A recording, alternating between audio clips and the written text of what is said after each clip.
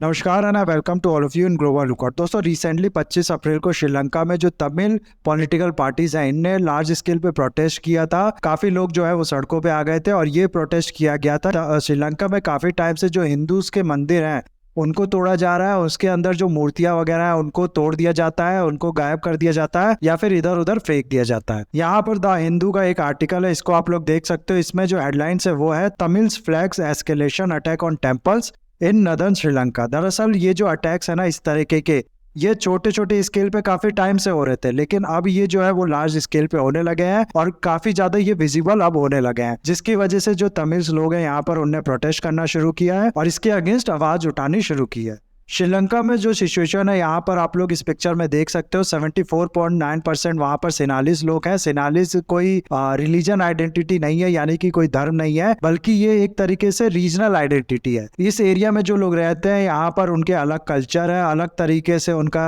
पहनावा है, अलग उनके ट्रेडिशन है। लिंग्विस्टिक आइडेंटिटी भी कह सकते हो, क्योंकि सेनालिस जो है वो लैंग्वेज का भी नाम है। ये कोई रिलीजन नहीं है। इन लोग का जो रिलीजन है वो ज्यादातर लोग थेरवाड़ा बुद्धिज्म फॉलो करते हैं और नॉर्थ में और ईस्टर्न पार्ट में आप लोग को मिल जाएंगे तमिलियन हिंदूज, जो कि हिंदू रिलीजन फॉलो करते हैं। और तमिल भी आप लोग जानते होंगे कि एक रीजनल आइडेंटिटी है, यानी कि तमिलनाडु के साइड के जो लोग हैं इनको तमिलियन कहा जाता है। ये कोई धर्म नहीं है, कोई रिलीजन आइडेंटिटी नहीं है, बल्कि एक रीजनल या फिर लिंग्विस्टिक आइडेंटिटी कह सकते हो वो है। अब अगर आप लोग थोड़ा हिस्ट्री पे जाओगे ना, तो श्रीलंका की हिस्ट्री में एक बहुत फेमस किंग रहा है जिसका नाम था विजया। ये इस किंग को कहा जाता है कि ये कलिंगा और वंगा जो एरिया था, ये थोड़ा ईस्टर्न साइड वाले इंडिया का एरिया था। यहाँ से ये गया था अपने फॉलोअर्स के साथ श्रीलंका में, वहां पर फिर ये सेटल हो गया और उसी के फिर जो आगे के जनरेशन थी वो लोग हैं शेनालीज, ऐसा कहा जाता है। यानी कि इनको इंडो आर्यंस ही कहा जाता है। और तमिलियन हिंदूज जो है वो आप लोग अंदाजा लगा पा रहे होगे कि बाद में इंडिया से गए हैं यहाँ पर और सेटल हो गए।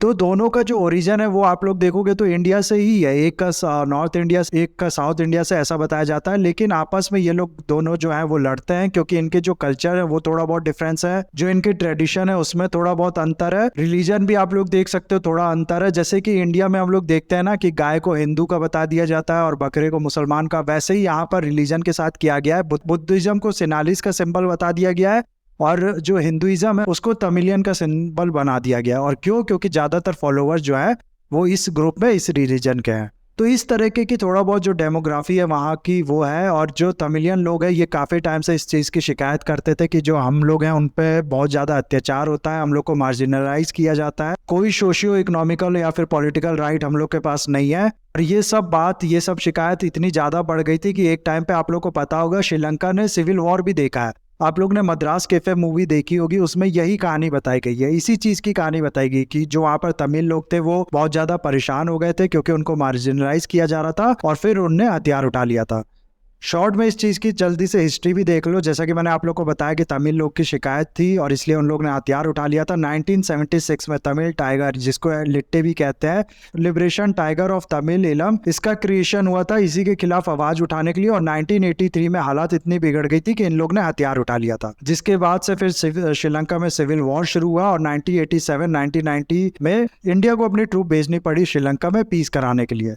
जिस चीज़ का काफ़ी ख़राब मैं कहूँगा कि एक्सपीरियंस मिला था इंडिया के ट्रूप्स को, काफ़ी बुरा अटैक किया गया था इंडिया के ट्रूप पे एलटीटी द्वारा। फिर ये सब चीज़ें बढ़ती रही। 1993 में प्रेसिडेंट जो थे श्रीलंका को उन्हीं को बम से उड़ा दिया गया था। 2002 में फाइनली जाके दोनों ग्रुप के बीच में, श्रीलंकन आर्मी के बीच में और ये जो मिलिटेंट ऑर्गेनाइजेशन था इसके बीच में ट्रूथ साइन हुआ। तो कुछ टाइम तक फिर इन लोग ने आराम किया, लेकिन 2006 के बाद से दोबारा इन लोग ने लड़ना शुरू कर दिया। और 2009 में जाके फाइनली जो श्रीलंकन आर्मी थी उसने लार्ज पार्ट में जो कि इन लोगों द्वारा ऑक्यूपाइड थे, जहां से ये लोग ऑपरेट करते थे, इस पे कैप्चर कर दिया। और उसके बाद से फिर जो एलटीटीई है वो थोड़ा बहुत वीक पड़ गया।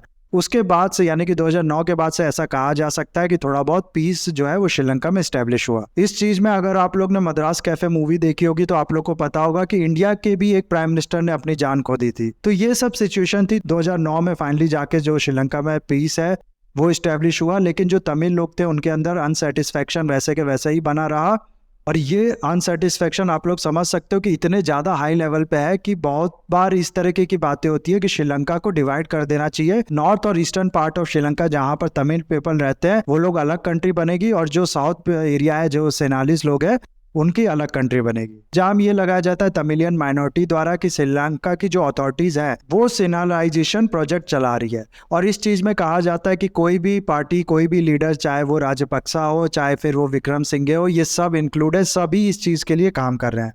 नाउ क्या मतलब है इस सिनालाइजेशन का? दरअसल देखो क्या है ना कि सिनालिस, जैसा कि मैंने आप लोगों को बता दिया, इनका अलग कल्चर है, इनका अलग ट्रेडिशन है। इस चीज को थोपना तमिल लोगों पे वो कहा जाता है सिनालाइजेशन। लेकिन बात सिर्फ इतनी नहीं है।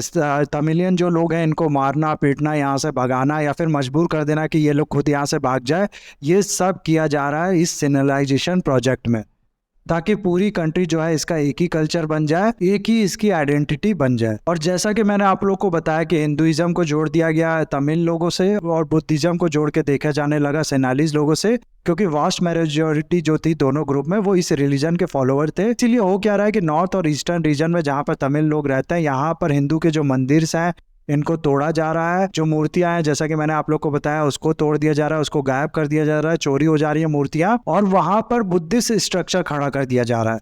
इस तरह के ट्रेंड जो है वो काफी टाइम से चल रहे हैं श्रीलंका में। अब जो हिंदू लोग हैं यहाँ के, उनने इस तरीके के जो ट्रेंड है इसको काउंटर करने के लिए इस मूर्ति को पब्लिक प्लेस में रख के पूजा करना शुरू कर दिया है, जिसके बाद फिर पुलिस एक्शन ले रही है, पुलिस इसके साथ मारपीट कर रही है, इनको टॉर्चर कर रही है, और ये सब चीज चल रहा है श्रीलंका में। हाल में ही क्या हुआ था कि एक मंदिर था अय्यर टेम्पल, जिसका नाम था कुरुंतुर मलाई जगह पे ये टेम्पल था। ये टेम्पल काफी टाइम से कंट्रोवर्सी का शिकार रहा है। हुआ क्या है कि इस टेम्पल का जो कैंपस था, यहाँ पर हाल में बहुत ही ज्यादा बुद्धिस्ट स्ट्रक्चर देखने को मिले हैं। उसके बाद फिर ये कहा जाने लगा कि ये जो टेम्पल है, यहाँ पर पहले बुद्धिस्ट यहाँ पर स्ट्रक्चर हुआ करता था, उसको गिरा के ये टेम्पल बनाया गया है। और इसी वजह से ये जो पूरा इशू है ये कोर्ट में पहुंच गया, और कोर्ट ने ये कहा कि जब तक इस चीज पे डिसीजन नहीं होता तब तक इस कैंपस में, इस एरिया में कोई भी रीजनल इंस्टॉलेशन किसी भी स्ट्रक्चर का या किसी भी मूर्ति का वो नहीं होगा, और तब तक इस मंदिर को एक तरीके से रिस्ट्रिक्ट कर दिया गया, बंद कर दिया गया। लेकिन कोर्ट के ऑर्डर के बाद भी 2021 में एक स्टेट के मिनिस्टर ने काफी ज्यादा धूमधाम से यहाँ पर बुद्धिस्ट स्टैचू को प्लेस किया, और ये सब हुआ मिलिट्री के प्रेजेंस में, आर्कियोलॉजिकल डिपार्टमेंट जो है उसके प्रेजेंस में। इसीलिए ये कहा जा रहा है कि ये सब सिस्टमेटिक तरीके से किया जा रहा है। स्टेट मिनिस्टर्स हो गए, आर्कियोलॉजिकल डिपार्टमेंट हो गया या फिर मिलिट्री हो गया, सब इसमें इंक्लूड है।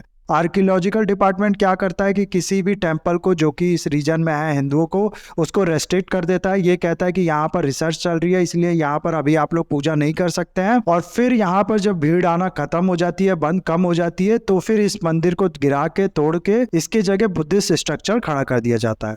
तो ये सिचुएशन है तमिल में हिंदुओं की। और 2009 में जो सिविल वॉर है वो ख़त्म होने के बाद भी जो तमिल लोग हैं उन पे अत्याचार वैसे ही होता आ रहा है। और पहले ये बहुत ज़्यादा ओवर्ट होता था, अब ये कोवर्ट तरीके से हो रहा है, जिसमें पूरा सिस्टम श्रीलंका का इन्वॉल्व है। इसीलिए काफ़ी यहाँ पर जो तमिलियन ग्रुप है, जो तमिलियन पॉलिटिकल पार्टीज हैं, वो इसके खिलाफ आवाज़ उठाती है। यहाँ तक बात ये भी हुई थी बीच में कि ये लोग बीजेपी से भी हेल्प मांगेंगे, आरएसएस से भी हेल्प मांगेंगे, लेकिन इसके लिए भी डिवीजन है। जो ये ग्रुप्स हैं इनके अंदर कुछ तबके ऐसे हैं जिनका कहना है कि बीजेपी सेम काम करती है मुसलमानों के साथ इंडिया में, इसीलिए इस तरीके की जो ऑर्गेनाइजेशन है इनसे हेल्प नहीं मांगनी चाहिए, और कोई भी हेल्प जो है वो फ्री ऑफ कॉस्ट नहीं आएगी। इसीलिए सिर्फ उन लोग से हेल्प लेनी चाहिए जो वाकई इस चीज में सीरियस है। अब यहाँ पर देखो, आप लोग को पता होगा कि हाल में ही कुछ दिन पहले इंडिया ने बुद्धिस्ट समिट कराया था, पहला बुद्धिस्ट समिट कराया था अपने यहाँ, जिसमें दुनिया भर के जो बुद्धिस्ट डेलीगेशन था वो आया था, बुद्धिस्ट कंट्री के जो लीडर्स थे वो आए थे इंडिया में।